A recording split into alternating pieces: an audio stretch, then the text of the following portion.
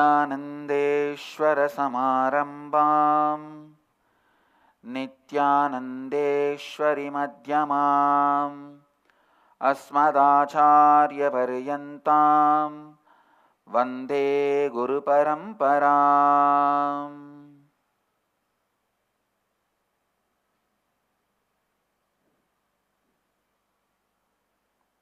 உங்கள் அனைவரையும் வணங்கி வரவேற்கின்றேன். மலேசிய திருநாட்டில் உலகம் முழுவதிலுமிருந்து சைவ உணவு முறை, புலால் மறுத்த சைவீக சாத்வீக உணவு முறைக்கான கருத்தரங்கில் பங்கேற்பதற்காக உலகம் முழுவதிலுமிருந்தும் மலேசிய நாட்டில் புத்ரா வேர்ல்ட் ட்ரேட் சென்டரில் கோலாலம்பூரில் இணைந்திருக்கும் அன்பர்கள், நண்பர்கள், சகோதர சகோதரிகள் உங்கள் அனைவரையும் வணங்கி வரவேற்கின்றேன்.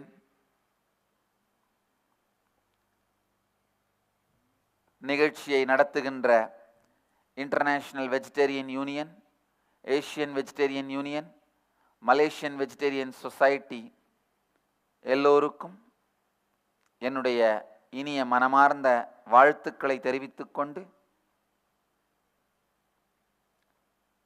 இன்று நாம் சொல்ல விரும்பும், உங்களோடு பகிர்ந்து கொள்ள விரும்பும் சில கருத்துக்களை தமிழில் உங்கள் முன்னால் வைக்கின்றேன்.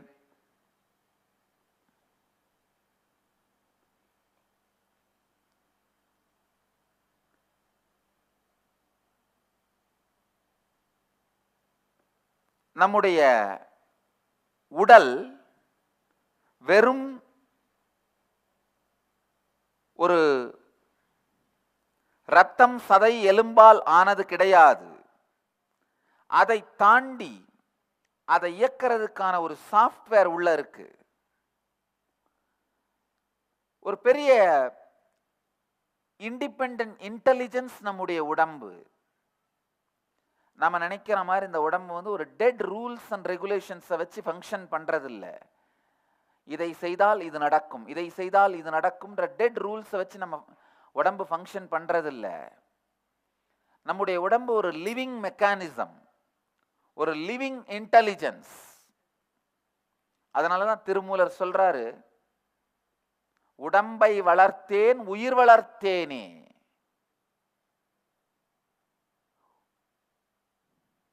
உள்ளம் பெருங்கோயில் ஊன் உடம்பு ஆலயம், தெள்ளத் தெளிந்தார்க்கு சீவன் சிவலிங்கம். நம்முடைய உடல் ஒரு தனித்து இயங்குகின்ற அறிவு இயந்திரம். ஆழ்ந்து உள்வாங்குங்கள். தனித்து இயங்குகின்ற சுய அறிவு பெற்ற இயந்திரம். ஒரு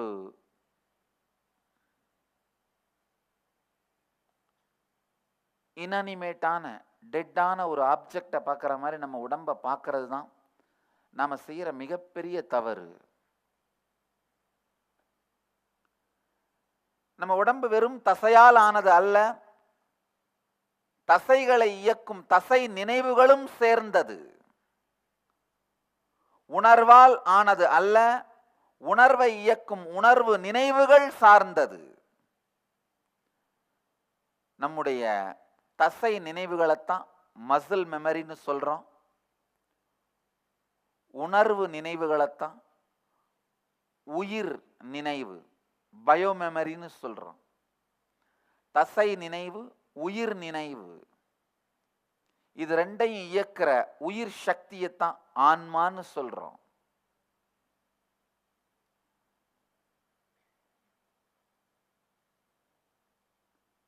நம்ம எப்போ நம்முடைய உடம்ப வெறும் சதைப்பிண்டமாக பார்க்கின்றோமோ, அப்பவே இன்னொரு மிருகத்தையும் சதைப்பிண்டமாக பார்க்க துவங்குகிறோம். இன்னொரு மிருகத்தையும் சதைப்பிண்டமாக பார்க்க துவங்கும் பொழுது அதை உண்ணத் தகுந்தது என்று கருதுகிறோம். இது பல்வேறு நிலைகளில் நாம் செய்கின்ற தவறான புரிதலால், பல்வேறு நிலைகளில் நமக்குள் நடக்கின்ற தவறான புரிதல்.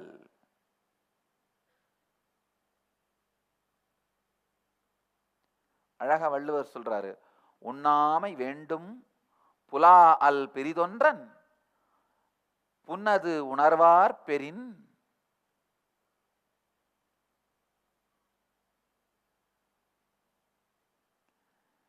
இன்னொரு உயிரினுடைய உடம்பு அது என்று நாம் உணர்ந்தோமானால் அந்த உடலை உண்ணமாட்டோம்.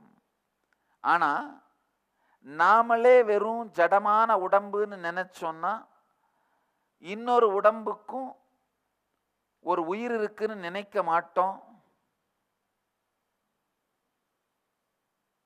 நம்முடைய உடலை பற்றி நமக்கு என்ன கருத்து இருக்கிறதோ அதே கருத்தைத்தான் ஒரு மிருகத்தின் உடலை பற்றியும் நாம் செய்ய துவங்குவோம். நமக்கு பயோ இன்டெலிஜென்ஸ் இருக்குன்னு நினைச்சோன்னா இந்த உடல் தாண்டிய ஒரு சக்தி இருக்குன்னு நினைச்சோன்னா ஒரு மிருகத்துக்கும் ஒரு மற்ற உயிர்களுக்கும் அதே போலத்தான் இருக்குன்ற தெளிவோடு உயிர் வதை என்கின்ற செயலை செய்ய மாட்டோம். இப்போ சைவ உணவினால், சைவ உணவுன்னு நான் சொல்லும் பொழுது வெஜிடேரியன் உணவை பற்றி குறிப்பிடுறேன். தமிழ்ல சிறந்த வார்த்தை சைவ உணவு தான். சைவம் என்பது அன்பு சார்ந்த எண்ண தொகுப்பு, அன்பு சார்ந்த தத்துவ எண்ண தொகுப்பு சைவம். அன்பு சார்ந்த எண்ண தொகுப்பு தத்துவ தொகுப்பை வாழுகின்ற மக்களுடைய உணவு முறை சைவம்.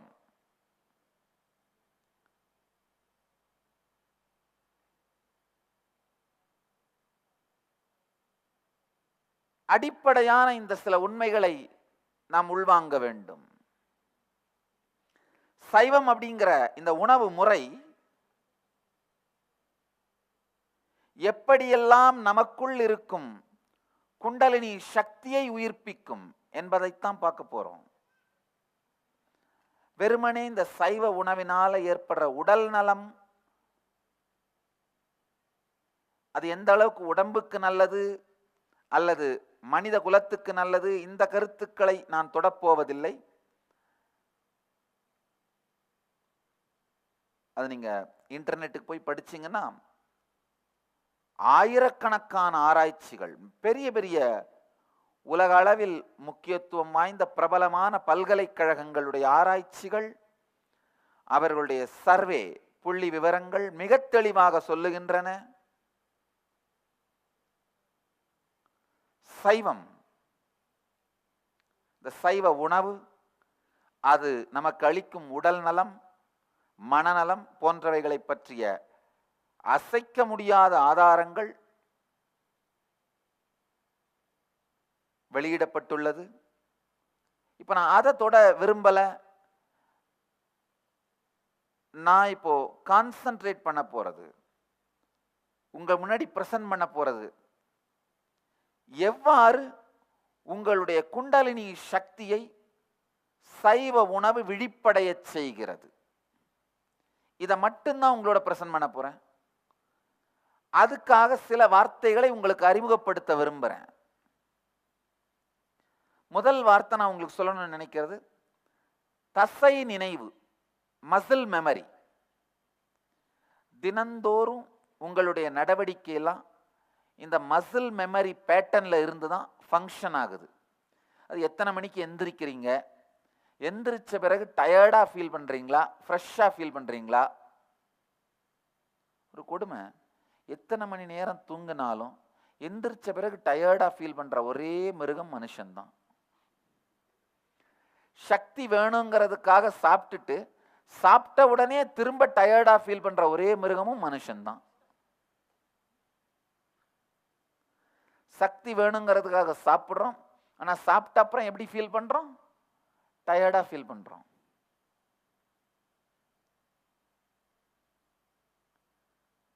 நீங்க எப்ப எந்திரிக்கிறீங்க, எப்படி சாப்பிடுறீங்க, உங்களுடைய தினசரி நடவடிக்கைகள், பழக்க வழக்கங்கள், இது எல்லாமே மசில் மெமரியோட பேட்டர்ன் சார்ந்தது, தசை நினைவு பதிவுகள் சார்ந்தது. அடுத்தது பயோமெமரி பேட்டர்ன்ஸ், உயிர் நினைவு பதிவுகள். நீங்க எப்படி மூட் ஸ்விங்குக்கு ஆளாகிறீங்க, அதாவது மன மாற்றத்துக்கு ஆளாகிறீங்க, ஒரு பிரச்சனை வந்தா எப்படி அதை எதிர்கொள்றீங்க, ஒரு நெருக்கடியான சூழல்ல எப்படி சிந்திக்கிறீங்க, எப்படி செயல்படுறீங்க, இந்த விஷயங்கள் எல்லாம் உயிர் நினைவு பதிவுகள் சார்ந்தது, பயோமெமரி பேட்டர்ன் சார்ந்தது. சில பேர் பார்த்தீங்கன்னா வாழ்க்கையில் எந்த பிரச்சனை வந்தாலும் அதுலேருந்து தப்பிச்சு ஓடுறது மூலமாக தான் ரெஸ்பாண்ட் பண்ணுவாங்க. எந்த பிரச்சனை வந்தாலும் அவங்களுடைய ஒரே ரெஸ்பான்ஸ் தப்பிச்சு ஓடி போயிரு. சில பேர் எந்த பிரச்சனை வந்தாலும் ஒரே ரெஸ்பான்ஸ் உட்காந்து அழ ஆரம்பிச்சிரு. சில பேர் எந்த பிரச்சனை வந்தாலும் ஒரே ரெஸ்பான்ஸ் டிப்ரெஷனுக்கு போயிடு.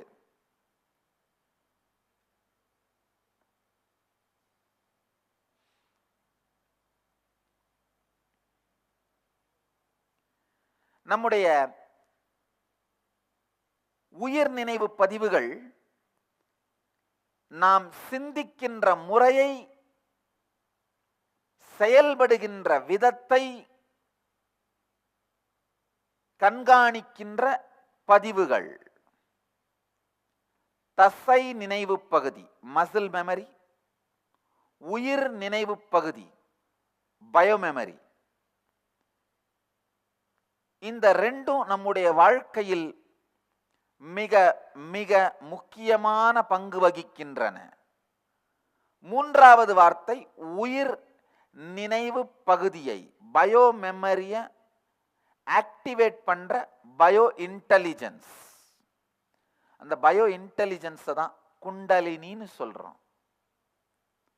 நம்முடைய சித்தர்கள் இந்த குண்டலினியை பற்றி ஆயிரக்கணக்கான பாடல்கள் எழுதியிருக்கின்றார்கள்.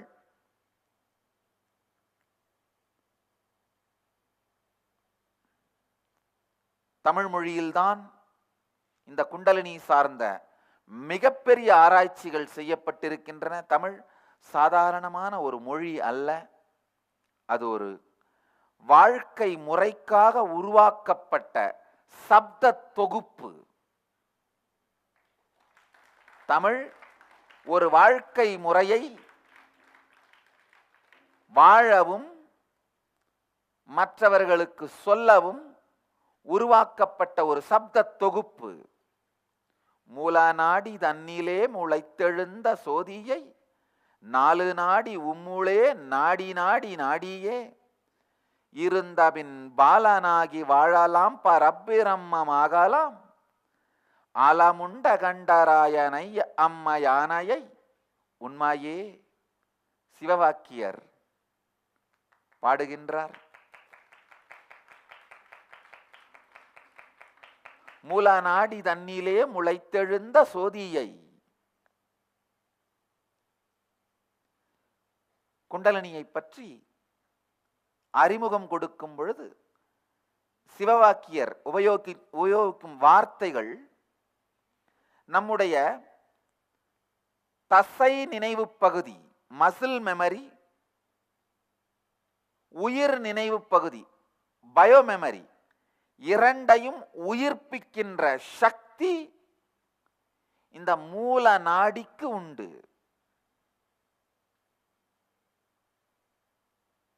அவை பிராட்டி விநாயகர் அகவலிலே மிக அருமையாக சொல்லுகின்றார். அவை பெரிய யோகி, ஒரு பெண் யோகி. அவையை போன்ற ஒரு பெண் யோகியை எந்த சமூகத்தாலும் உருவாக்கி தர இயலவில்லை. மூலாதாரத்து மூண்டெழு கணலை காலால் எழுப்புங் கருத்தறிவித்து இடைப்பிங்கலையின் எழுத்தறிவித்து கடையிற்சுழுமுனை கபாலமுங்காட்டி மூன்று மண்டலத்தின் முட்டிய தூணின் நான்றெழு பாம்பின் நாவில் உணர்த்தி விநாயகர் அகவல்ல ஔவையார் குண்டலினி சக்தியை அறிமுகப்படுத்துகின்றார். அடிப்படை அந்த குண்டலினி சக்திக்கான விளக்கத்தை ஆழ்ந்து உள்வாங்குங்கள். நம் எல்லோருக்குள்ளும் இருக்கின்ற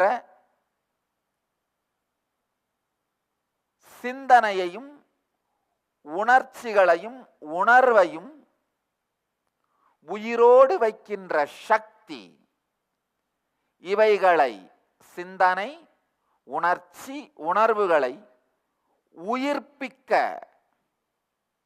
இயலும் சக்தி, மூல சக்தி குண்டலினி. உங்களுக்கு எல்லாருக்கும் தெரியும், உணர்ச்சி வேகம் இல்லாமல் ஒரு வார்த்தையோ சிந்தனையோ உங்களுக்குள் நடந்தால் அது நிஜமாவதில்லை. ஆனா ஒரு வார்த்தையோ ஒரு சிந்தனையோ உணர்ச்சி வேகம் கலந்து வெளிப்படுமானால் அது உங்கள் வாழ்க்கையில் உங்களுக்குள்ளும் மற்றவர்களுக்குள்ளும் பெரும் மாற்றத்தை ஏற்படுத்தும்.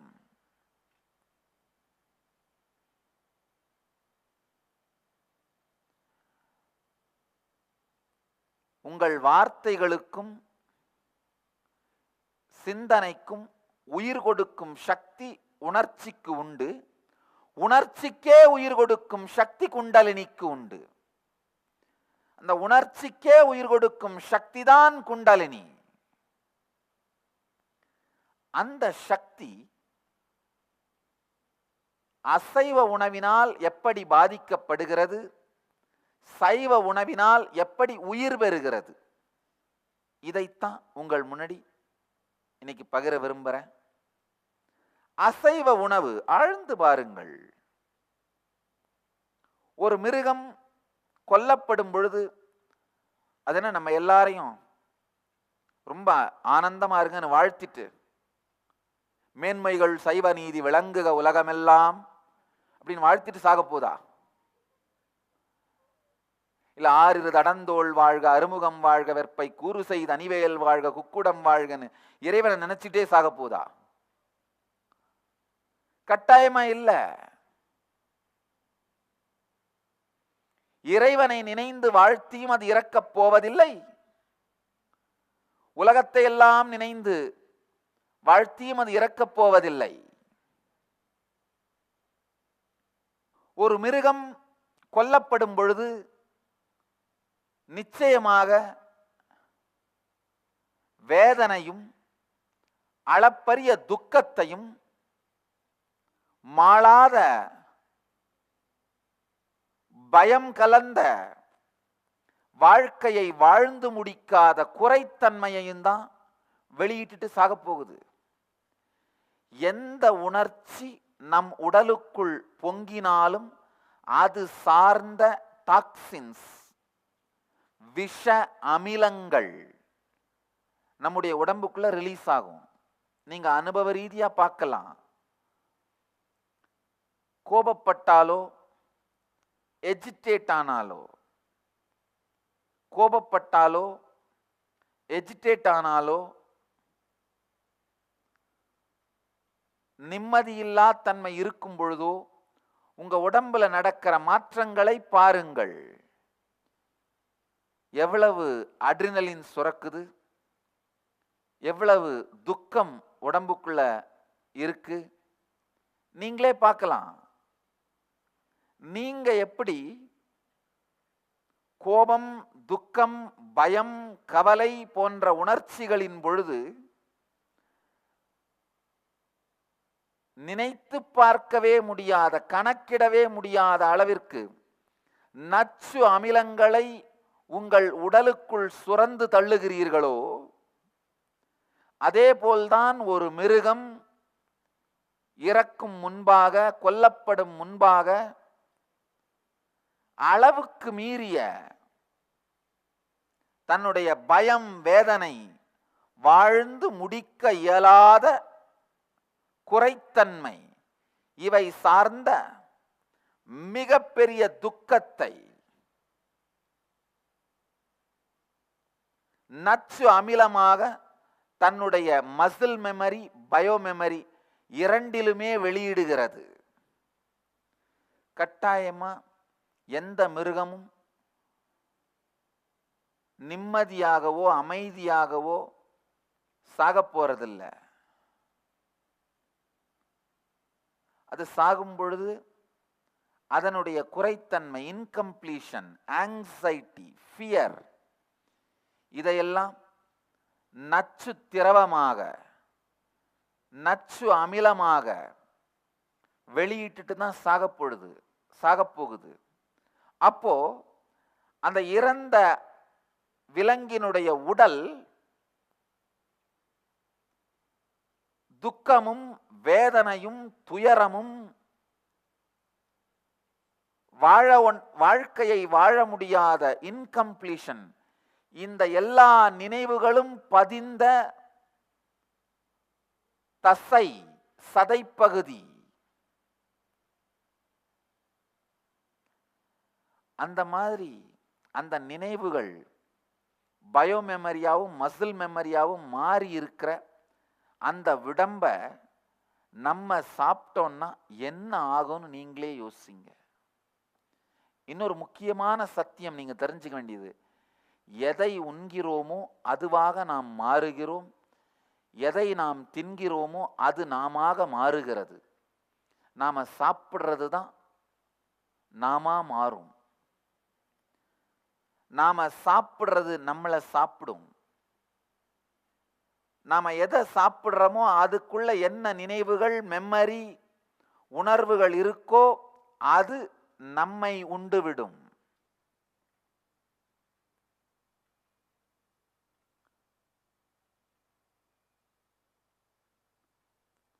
ஊற்றை சடலம். ஒரு மிருகத்தினுடைய உடம்பு வெறும் ஊற்றை சடலம் அல்ல. கொடுமையான துக்கமான மசில் மெமரியும் பயோ மெமரியும் கலந்த ஆன்மீக விஷம். நல்லா புரிஞ்சுக்கோங்க. உங்க ஆன்மாவுக்கு கொடுக்கிற விஷம் தான் எதிர்மறையான நெகட்டிவான பயோ மெமரியும் மசில் மெமரியும் பதிஞ்சு போயிருக்கிற ஒரு மிருகத்தோட உடம்பு.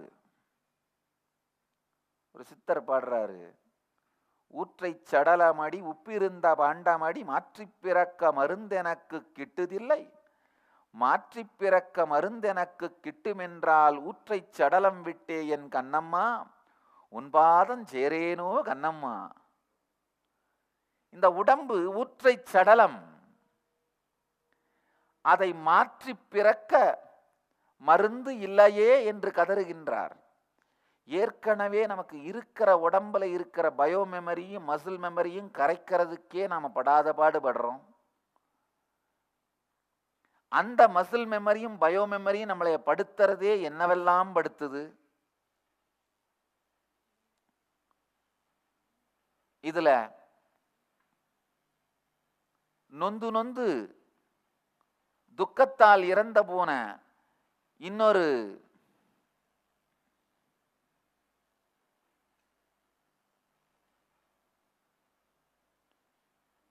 மிருகத்தின் உடலை நம் வயிற்றுக்குள் புதைப்போமானால் அது என்ன தாக்கத்தை ஏற்படுத்தும் என்பதை நீங்களே யோசித்து பார்த்து கொள்ளலாம். ஒரு உடம்ப வச்சுக்கிட்டு அதனுடைய பயோ மெமரி மசில் மெமரியையே தாங்க முடியாம இன்னொரு உடம்போட மசில் மெமரி பயோ மெமரி, அதுவும் நெகட்டிவான மசில் மெமரி பயோ மெமரி எடுத்துட்டு வந்து இந்த உடம்புக்குள்ள புதைக்கிறது 10 பொண்டாட்டியோட வாழறதுக்கு சமம். ஒரு மனைவி என்ன பாடுபடுத்துறாங்க, இல்ல ஒரு கணவன் என்ன பாடுபடுத்துறாங்கன்னு உங்களுக்கு எல்லாம் தெரியும். 10 பொண்டாட்டியும் ஒரே வீட்டில் வச்சுட்டு வாழணும்னு முடிவு பண்ணீங்கன்னா அது நீங்க தான் முடிவு பண்ணி ஆகணும். விவேகானந்தர் ரொம்ப அழகா சொல்வார் இந்த மனத்தை பற்றி சொல்லும் பொழுது, கள் குடித்த தேள் கடித்த குரங்கு, ஒரு குரங்கு என்னன்னு தெரியாம தென்னை மரத்துல தொங்கிட்டு இருந்த கள் பானையை குடிச்சிருச்சான். ஏற்கனவே குரங்கு சும்மா இருக்காது. கல்பானை குடிச்சா என்ன ஆகும்? கல்பானையை குடிச்சது மட்டும் இல்லாம மரத்திலிருந்து கீழே இறங்கி வரும்பொழுது அங்கிருந்த தேள் ஒண்ணு கொட்டிருச்சான்.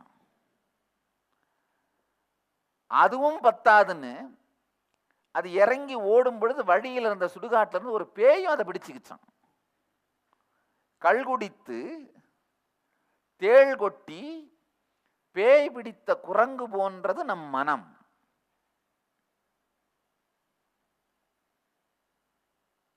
அந்த மாதிரியான மனத்தை ஏற்கனவே வச்சுட்டு இப்ப அதுல இந்த மாதிரி இன்னொரு மிருகத்தினுடைய பயோமெமரி, அதுவும் சாதாரண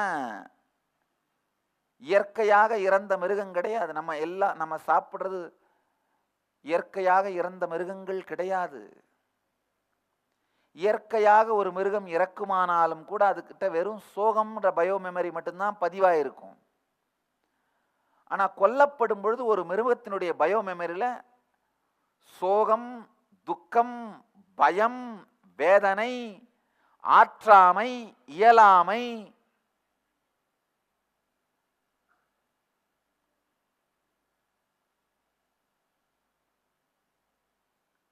வாழ இயலவில்லையே என்கின்ற குறை, இது எல்லாமே பயோமெமரியாவும் மசில் மெமரியாவும் அதுல படிஞ்சிருக்கும்.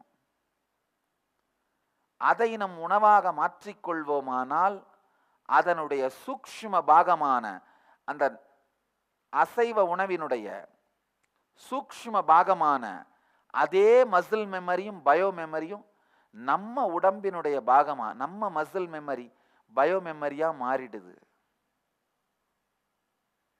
அதுதான் மிகப்பெரிய கொடுமை,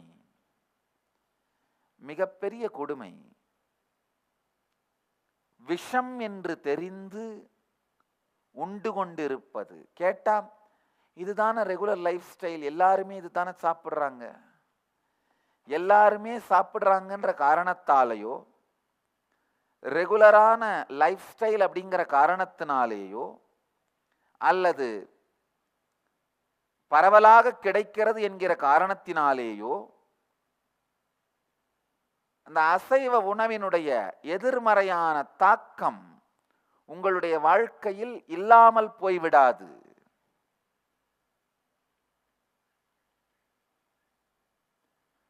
அழகாக வள்ளுவர் சொல்றாரு, ஆவி சொரிந்து 1000 வேட்டலின் ஒன்றன் உயிர் செகுத்து ஒன்றாமை நன்று. இன்னொரு குறள்ல சொல்றாரு, கொல்லானை எல்லா உயிரும் தொழும், கொல்லான் புலால் மறுத்தானை கைகூப்பி எல்லா உயிரும் தொழும்.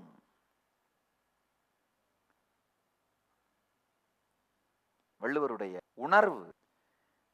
ஆயிரக்கணக்கான நெய் போன்றவைகளையெல்லாம் ஊற்றி வேள்விகள் எல்லாம் செய்வதை விட உயிரை கொன்று உடம்பை தின்னாது இருத்தல் நல்லது அப்படின்னு சொல்றார். அதே மாதிரி உயிரை கொல்லாமல் புலால் உண்ணாமல் வாழ்கின்றவனை உலகத்தில் உள்ள எல்லா உயிர்களும் கைகூப்பி தொழும்னு சொல்றார். அது உண்மை.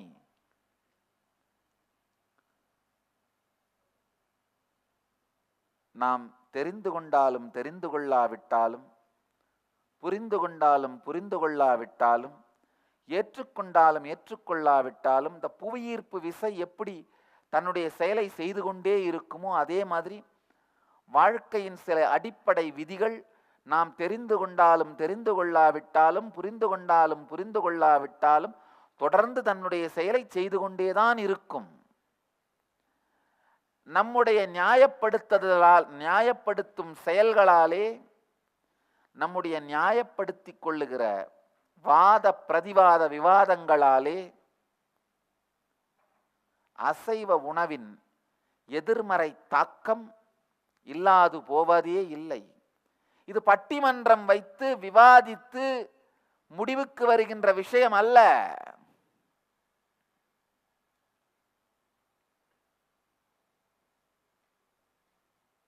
இது அறிவியல். இப்ப நாம எல்லாம் சேர்ந்து பட்டிமன்றம் வச்சு புவியீர்ப்பு விசை இருக்கா இல்லையா அப்படின்னு கடைசியில நடுவர் தீர்ப்பு சொல்லியா புவியீர்ப்பு விசை வேலை செய்யுது? பட்டிமன்றம் நடக்கும் பொழுதும் நடுவர் தீர்ப்பு சொல்றதுக்கு முன்பும் பின்பும் புவியீர்ப்பு விசை ஒரே மாதிரி தான் இருக்கும். அதே போல நம்ம என்னதான் வாத பிரதிவாதங்களை வைத்தாலும், என்ன சார்ந்து முடிவெடுத்தாலும், ஆழ்ந்து புரிந்து கொள்ளுங்கள், என்ன சார்ந்து முடிவெடுத்தாலும் உண்மை உண்மையே. அசைவ உணவுகளின் போது அந்த உயிர் வலி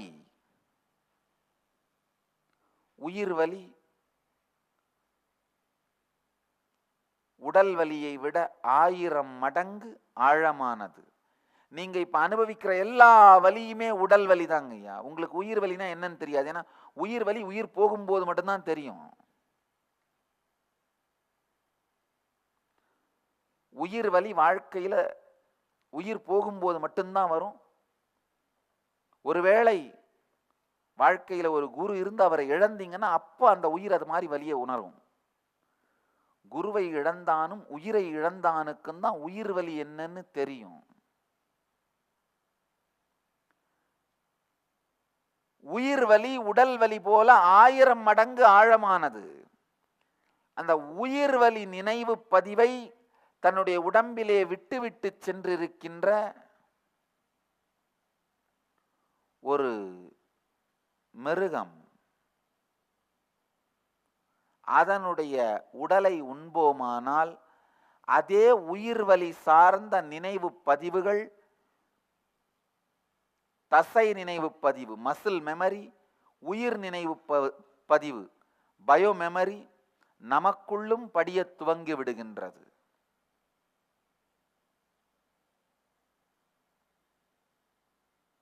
கட்டாயமா அந்த இறக்கிற மிருகம் லோகா சமஸ்தா சுகினோ பவந்து, உலகமெல்லாம் ஆனந்தமா இருக்கட்டும் வாழ்த்திட்டு சாக போதா? கிடையாது, நிச்சயம் இருக்காது. இந்த ஒரே ஒரு உண்மையை வாழ்ந்து பாருங்கள். இந்த ஒரே ஒரு உண்மையை உணர்ந்து கொள்ளுங்கள்.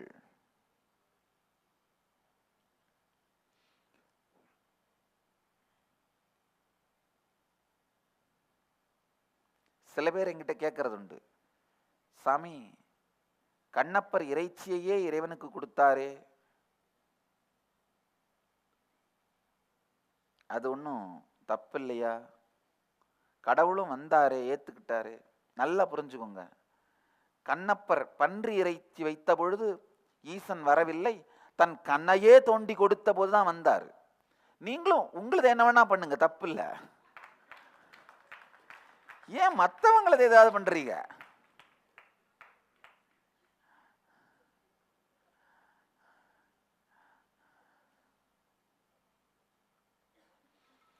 தன் கண்ணையே எடுக்கின்ற அளவிற்கு, எடுத்தாலும் வலிக்காத அளவிற்கு தன்னுடைய உடல் மனத்தின் மீது ஒரு திடத்தன்மையும் சக்தியின் தாக்கமும், power over the body, power over the mind, உடலையும் மனதையும் ஆளுகின்ற திறன் கண்ணப்பருக்கு இருந்தது. அந்த மாதிரி ஆளுமை திறன் உங்களுக்கு இருக்குமானால் நீங்க ஒரு விதி விலக்கு. கண்ணப்பர் விதி விலக்கு. விதி விலக்கு விதி அல்ல, விதி விலக்கு விதி அல்ல.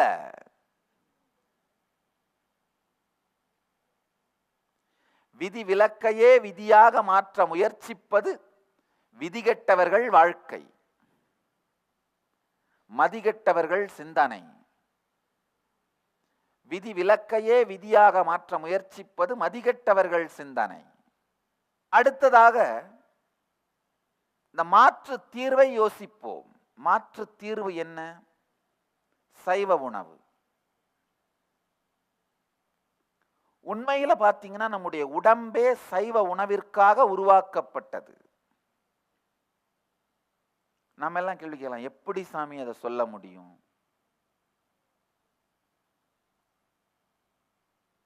நல்லா ஆழ்ந்து பாருங்க.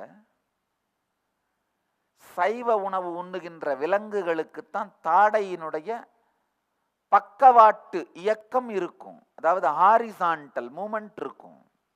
அசைவ உணவு உண்ணுகிற விலங்குகளான புலி, சிங்கம் இது எல்லாத்துக்குமே வெர்டிக்கல் மூமெண்ட், அந்த மேலும் கீழும் தாடை இயங்குகிற இயக்கம் மட்டும்தான் இருக்கும். சைவ உணவு உண்ணுகிற மிருகங்களான யானை, பசு போன்றவைகளுக்கு தான் இந்த வலது இடது பக்கமாக பக்கவாட்டு மூமெண்ட் இருக்கும் தாடையில. மனிதன் தாடையில பக்கவாட்டு இயக்கமும் உடையவன். அடுத்தது நம்முடைய குடலினுடைய நீளம் உடம்பை விட 10 to 12 மடங்கு நீளமான குடல். அடுத்து நம்ம இந்த எச்சில், நம்முடைய வாயில சுரக்கிற எச்சில், அதனுடைய குணம், நம்முடைய வயிற்றினுடைய வடிவமைப்பு, அந்த நியூட்ரிஷன்ஸை உறிஞ்சறதுக்கான வயிற்றினுடைய வடிவமைப்பு,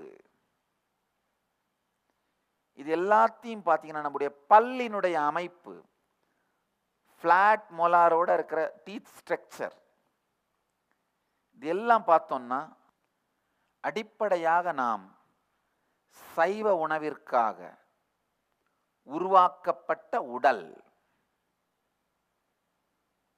நம்முடைய உடம்பே சைவ உணவிற்காக வடிவமைக்கப்பட்டிருக்கிறது.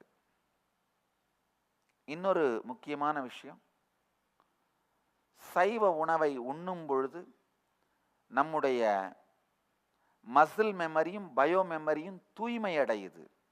நம்ம பிறக்கும் பொழுது எடுத்துட்டு வந்த அந்த மசில் மெமரியும் பயோ மெமரியும் நாம எக்ஸாஸ்ட் பண்ணி முடிச்சாலே போதும், அந்த கர்மங்களை தீர்த்தாலே போதும். சைவ உணவிலே மேலும் மேலும் கர்மங்கள் சேருவதில்லை. வந்த கர்மமே தாங்க முடியாத அளவிற்கு இருக்கும் பொழுது வந்த பிறகு கருமத்தை சேர்த்தால் இந்த சேர்ந்த கருமத்தை எங்கு போய் தொலைப்பது? ஒரு யானை குளிக்கிறதுக்காக நதியில இறங்கி சேத்தையெல்லாம் அள்ளி மேலே பூசிட்டு வெளியே வந்துதான்.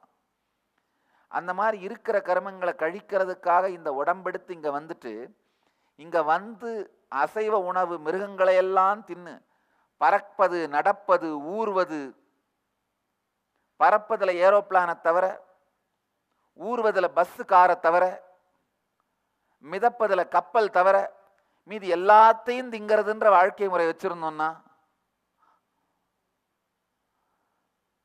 வந்த கருமம் போவதற்கு பதிலாக நொந்து போகும் அளவிற்கு சொந்த கருமமும் தாண்டி வந்த கருமம் வந்து சேரும். நம்ம வந்த வேலை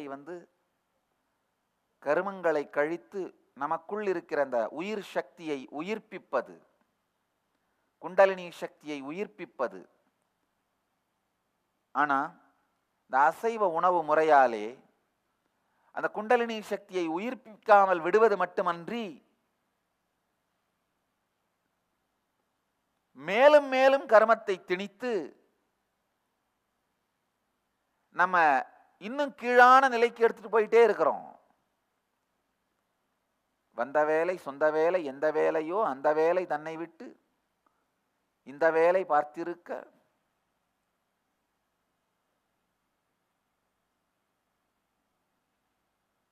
சைவ உணவினாலே இயற்கையாகவே நம்முடைய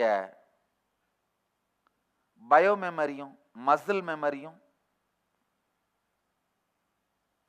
கம்ப்ளீஷனை நோக்கி போகுது, பூரணத்துவத்தை நோக்கி செல்கிறது. அது மட்டும் இல்லாம செடி கொடிகள் தாவரங்களுக்கு இருக்கின்ற இயற்கையான சக்திகள், அதாவது காற்றிலிருந்தும் நீரிலிருந்தும் சூரியனிலிருந்தும் நேரடியாக சக்தியை உருவாக்கி கொள்ளுகின்ற அந்த சக்திகள் நமக்குள்ளும் மலர துவங்குகிறது. சைவ உணவு வாழ்ந்து சைவ உணவை உண்டு வாழுகின்ற ஒரு மனிதர் மெதுமெதுவா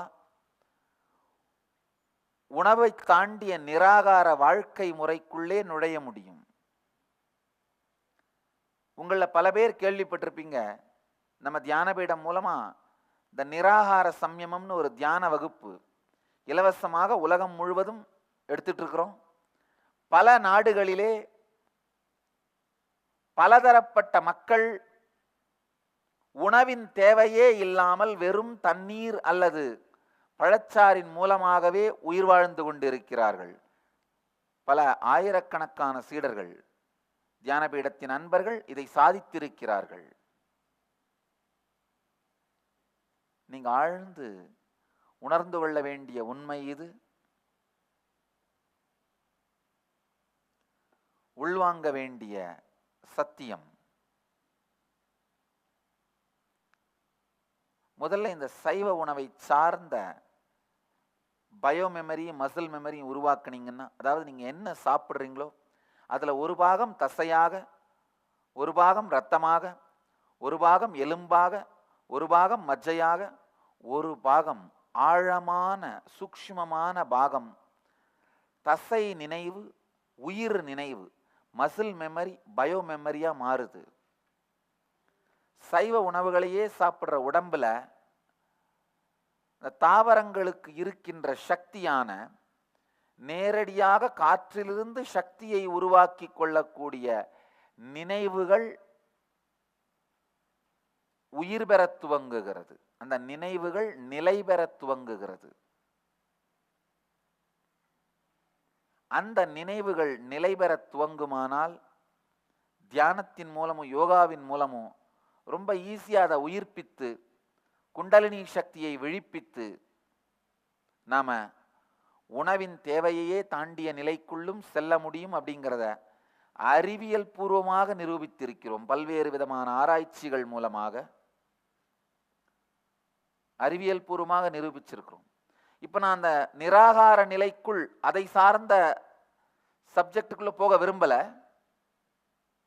எப்படி நேரடியாக உங்களுடைய சைவ உணவு உங்க மசில் மெமரியும் பயோ மெமரியும் தூய்மையாக்கி உங்க பயோ எனர்ஜியான குண்டலினி சக்தியை விழிப்படைய செய்து அதை மட்டும் ஆழ்ந்து புரிந்து கொள்வோம்.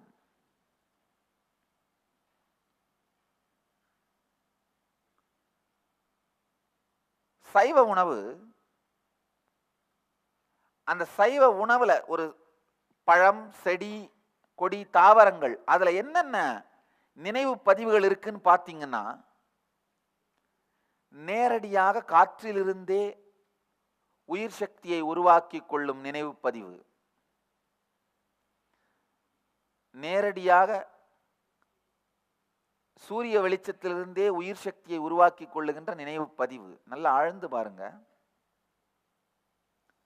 நான் வெஜிடேரியன் சாப்பாடு சாப்பிட்றதும் வெஜிடேரியன் சாப்பாடு சாப்பிட்றதும், அது அசைவ உணவு சாப்பிட்றதும் சைவ உணவு சாப்பிட்றதும் ரெண்டு வேற வேற சாஃப்ட்வேரை போட்டு உங்க கம்ப்யூட்டரை இயக்கிறதுக்கு சமம்.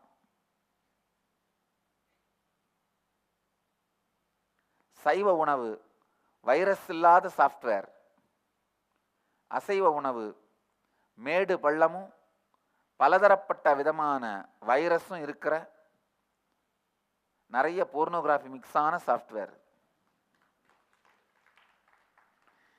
எந்த சாஃப்ட்வேரை போட்டு உங்க கம்ப்யூட்டர் ஆப்ரேட் பண்ணணும்னு நீங்க தான் முடிவு பண்ணணும். நம்முடைய உடல் இயற்கையாகவே சைவ உணவிற்குத்தான் வடிவமைக்கப்பட்டிருக்கின்றது. சைவம் சார்ந்த வாழ்க்கை முறைக்குத்தான் உருவாக்கப்பட்டிருக்கின்றது. அது மட்டுமல்லாது சைவ உணவை உபயோகிக்க உபயோகிக்க உங்கள் சுவாசம் ஆழமாகும், உங்கள் வாழ்க்கை ஆழமாகும்,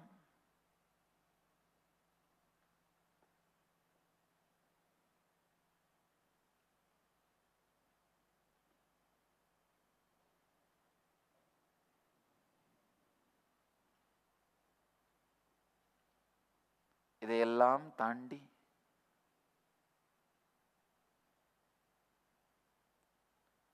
உங்களுடைய உணர்வுகளையும் எண்ணங்களையும் உயிர்ப்பிக்கும் குண்டலினி சக்தி விழிப்படையும்.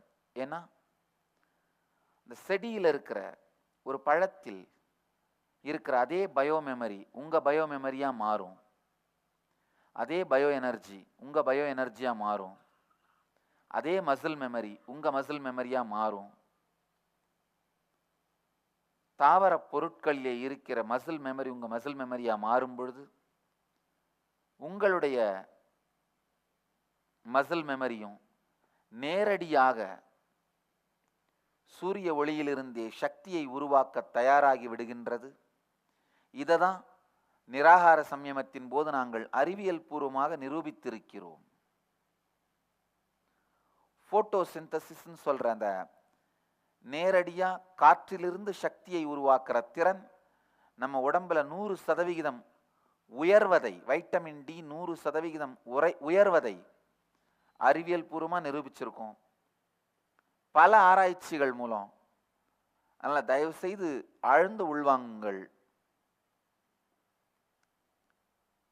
எத்துணைதான் நான் நீச்சல் அடிக்கிறதோட நன்மையை பத்தி வார்த்தையால சொன்னாலும் அது புரியாது. நீங்கள் நீரில் குதித்து நீந்தினால் மட்டும்தான் அந்த சுகம் தெரியும். அதே போல எத்துணைதான் நான் சைவ உணவின் மகத்துவத்தை வார்த்தையால் சொன்னால் புரியாது. நீங்கள் குறைந்தபட்சம் இன்றிலிருந்து அடுத்த 3 மாதங்கள் மட்டும் சைவ உணவை உண்டு வாழ்ந்து பாருங்கள். அனுபவம்தான் சரியான பாடம், முறையான புரிதல். எனவே அனுபவித்து பாருங்கள் என்று உங்கள் எல்லோரையும் வேண்டிக் கொண்டு இந்த மொத்த நிகழ்ச்சியின் சாரம் சைவம், சைவ உணவு உங்கள் குண்டலினி சக்தியை முழுமையாக உயிர்ப்பித்து உடல் நலமும் மனநலமும் உங்களுக்கு தந்து எல்லா வளத்தோடு உங்களை வாழ வைக்கும் என்கின்ற இறுதியான அறுதியான உறுதியான உண்மையை உங்கள் முன் பகிர்ந்து கொண்டு, உங்களோடு பகிர்ந்து கொண்டு சத்சங்கத்தை, நிகழ்ச்சியை, சொற்பொழிவை நிறைவு செய்கின்றேன். உங்கள் அனைவருக்கும் நித்யானந்த நிலை மலர்ந்து நீங்கள் எல்லோரும் நித்யானந்தத்தில் நிலை பெற ஆசீர்வதித்து முடிக்கின்றேன். நன்றி. ஆனந்தமாக இருங்கள். நித்யானந்த தியான பீடம், நித்யானந்த நகர், பிடதி, பெங்களூரு. Phone 08027279999 www.nithyananda.org.